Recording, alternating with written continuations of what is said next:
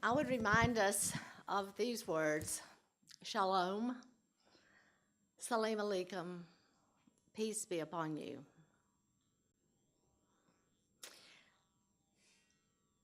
As we have begun to realize that while we are quick to speak of communities and peoples as vulnerable and disproportionately impacted, both which are often very true, we too rarely make space for those same communities to offer leadership and direction in creating climate solutions.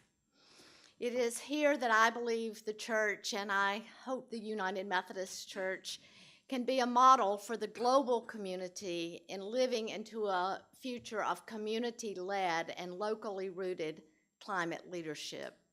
I am probably not the one that should be here today, but there are people that live this reality every single day that should be sitting here speaking on their own behalf.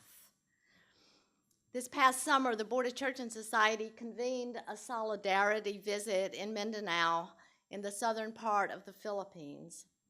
It's a nation among the highest on the Climate Vulnerability Index, but which contributes only 0.3% of global emissions.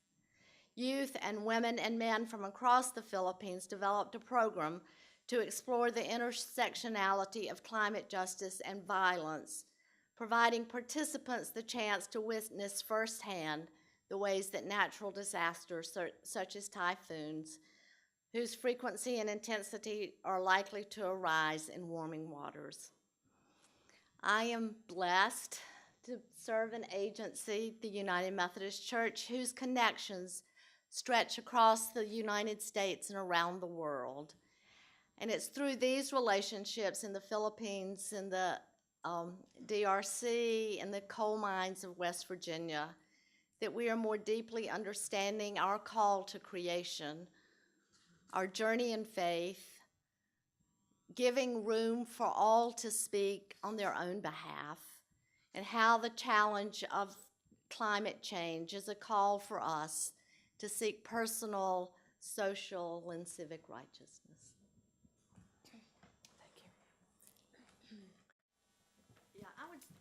I'd just like to say that most of us at this table are not scientists and technical experts, even though those folks are critically important in our communities and in this work.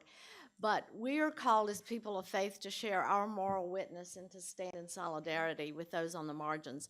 And I'd sort of go back to my earlier point that it's not the statistics that change people's lives, it's the stories that change people's lives. And so I came here not so long ago from Atlanta, and the communities that are most deeply affected are poor communities, some African American communities, and some communities that really have not had a voice.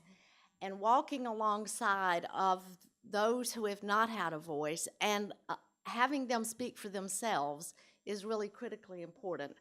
I think what Abraham said is a really important point also, that we help faith find its voice to overcome the brokenness. So that we have to be in this together, and we have to find our own vocation, which I'm not sure that we've quite found our own vocation, but helping us find our own brokenness and how then we make room for the people on the margins to speak for themselves.